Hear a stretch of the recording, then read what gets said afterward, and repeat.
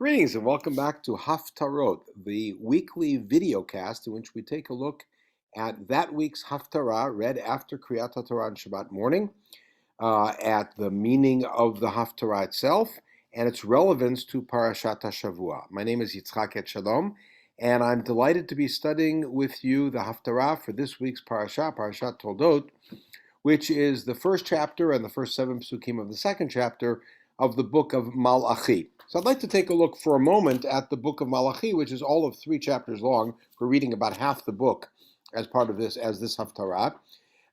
And the name Malachi, which means my angel or my messenger, is actually subject to some discussion as to the identity of this prophet, because he has such a strange name.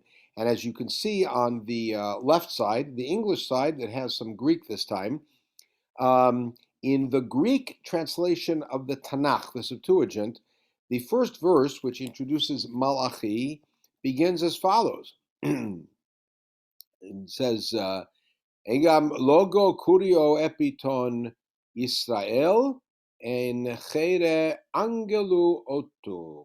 These are the words of God to Yisrael by the hand of or through his angel, Angelu, Angelu Otu, his angel. So in other words, Malachi here is presented not as a name, but as a description, that Hashem is speaking to Bnei Israel through his Malach, unnamed. As you see, the Talmud has a dispute about the identity of Malachi. Rav Nachman said Malachi is actually Mordechai. Now, time-wise, this works well because Mordechai had risen to prominence in the middle of the 5th century BCE, which is about when these nevuot seem to take place. We'll talk about that in a moment. Jovan Korcha said Malachi is, in fact, Ezra. And the Gemara goes on to argue that from the first verse, which you see on the right side, in the middle of the passage of the book of Malachi, after the section which is our Haftarah, he talks about Bagdai Yehuda, that Yehuda has rebelled. The Toivan Estavi Yisrael Yerushalayim, an abomination has happened in Yisrael and Yerushalayim. Ki Chilel Yehuda Kodesh Adonai Asher Ahev. Yehuda has defiled the holy parts, the holy things of God, which he loves. Uvaal Bat El Nechar, and has had relations with the daughter of a foreign god. Whether that means that they've embraced foreign religion or foreign practices, or whether it means they've actually married non-Jewish women. And so the Gemara goes on to point out that who was the famous leader who made a mission out of separating the Jews from their foreign wives? That was Ezra. So it must be that Malachi is really Ezra. The rabbis say Malachi was his name. His name is actually Malachi. That's his name. I'd like to make yet another suggestion as to who Malachi might be, but a little bit about the history of the time. Prophecy, which goes back to the beginning of our history, but the era of the rhetorical prophets, the literary prophets, Yeshayahu, Amos, etc., begins in the middle of the 8th century BCE and ends pretty much with the destruction of the Beit HaMikdash with the prophecies of Yirmiyahu and of Yechezkel in Bavel. However, at the very beginning of the rebuilding of the Mikdash in the 6th century BCE, we hear about 2 prophets who operate in Yehuda, and we hear about them in this passage from Ezra, Parakeh, the bottom passage on the page. Nabi Chagai Neviah Uzachariah Bar Idon Neviah, this passage in Aramaic, Al Yehudae Divihud Uviyushlaim. They gave prophecy to the Jews who were in Yehuda and Yerushalayim, B'shum Eloah Yisrael Alehon, in the name of God of Israel that was on them. Beidayin, at that point, Kamu Zerubbabel ben Shaltiel, Yeshua ben Bar Yotzadak, V'shariv Lemivnei Beit Eloah Div Yerushalayim. So the 2 great leaders of the community at that time, of the first wave of Shivat Zion, of the return to Zion, which was Zerubbabel, the political leader, and Yeshua ben Yotzadak, the Kohen Gadol, started to build the house for Hashem, V'imahon Neviaya Deloah Nesadin Lahon, and with them were the prophets of Hashem, Chagai and Zechariah, just mentioned, who were giving the moral support for it. Okay, now Chagai, whose book of prophecy is all of 2 chapters long, towards the end of the first chapter, we find this very odd passage Vayomer Chagai, it's the middle section on this page, on the Hebrew. Vayomer Chagai malach Adonai b'malachut Adonai la'am lemor. Ani itchem ne'um Adonai.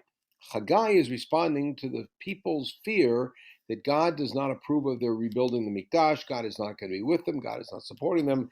God will not make his presence manifest among them. And Chagai says, but notice he's called Chagai Malach Adonai, the angel of God, B'malachut Adonai, with the angelic dispatch of God to tell the people, I am with you, says Hashem. We find no other prophet who gets this description, being called Malach Hashem and operating B'malachut Hashem, and certainly not in one verse. So it's indeed possible that we could argue that Chagai indeed is Malachi, and in the book of Malachi is referred to that person who was my Malach earlier. Now, why do I say earlier? Because Zechariah and Chagai, as you can see in this pasuk in Ezra, operated, and we see it explicitly both in the book of Zechariah and in the book of Chagai, operated at the beginning of the rule of Daryavesh, under whose very long rule of over 30 years, Bnei Yisrael were able to complete the building and dedicate the building, the rebuilding of the Beit HaMikdash in the year 515 BCE. Their prophecy was during that period at the very beginning of his rule. Malachi, as we will see in the Haftara, is active as a prophet after the Mikdash is already up, after Korbanot are being brought, and that's really his focal point.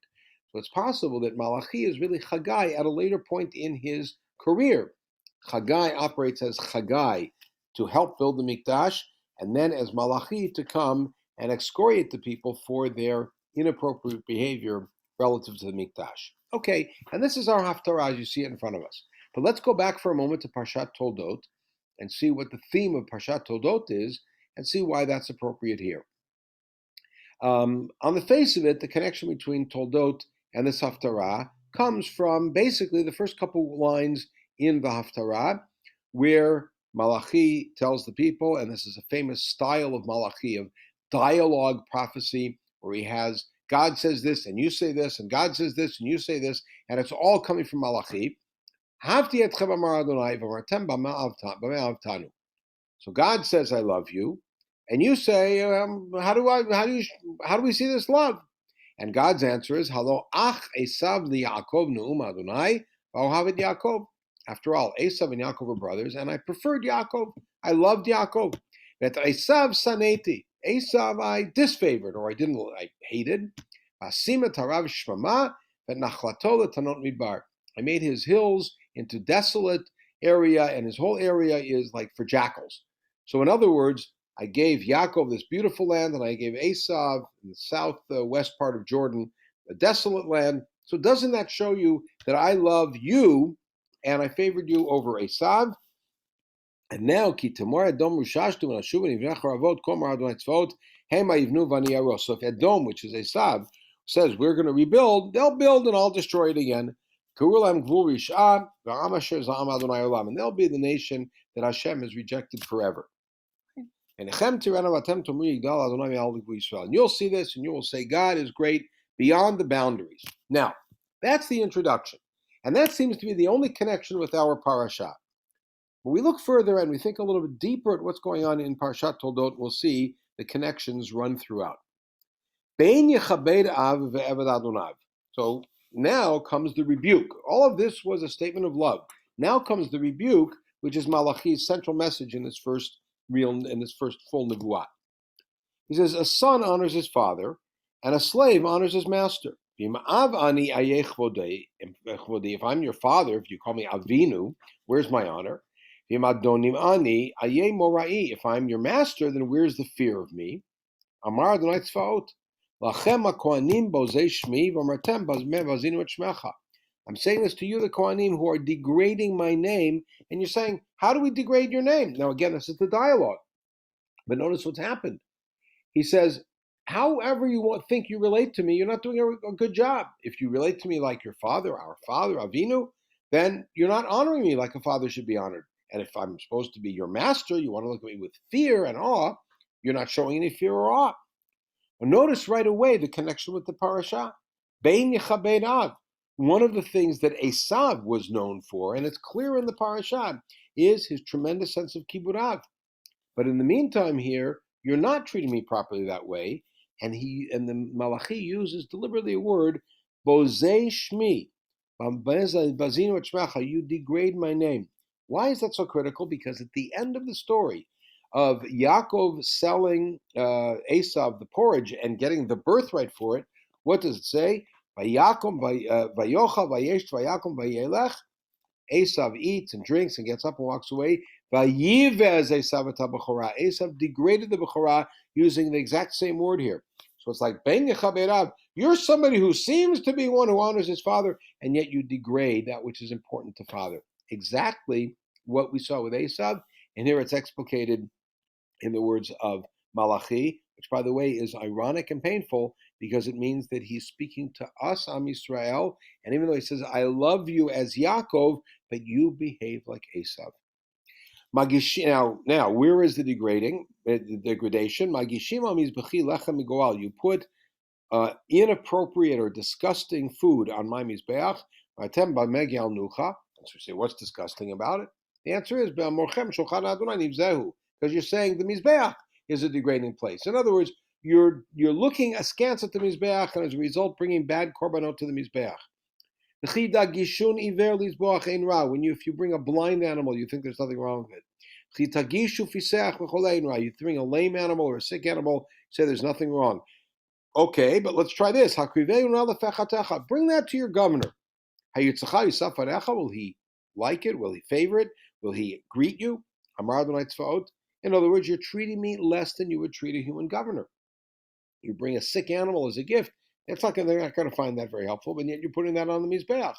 And he continues on with this essential diatribe against the Kohanim, who have degraded God's name by the way that they treat the Mizbeach and the way that they look at the Mizbeach. And you take a look in Pasuk Yod Daled, Va'arur nochel v'yesh bedro zachar. So cursed is the man who has a proper animal in his flock, and yet he brings a degrading animal to Hashem. I'm a great king. I'm thought of among the nations. And now comes the punch. This is the mitzvah to you, the Kohanim.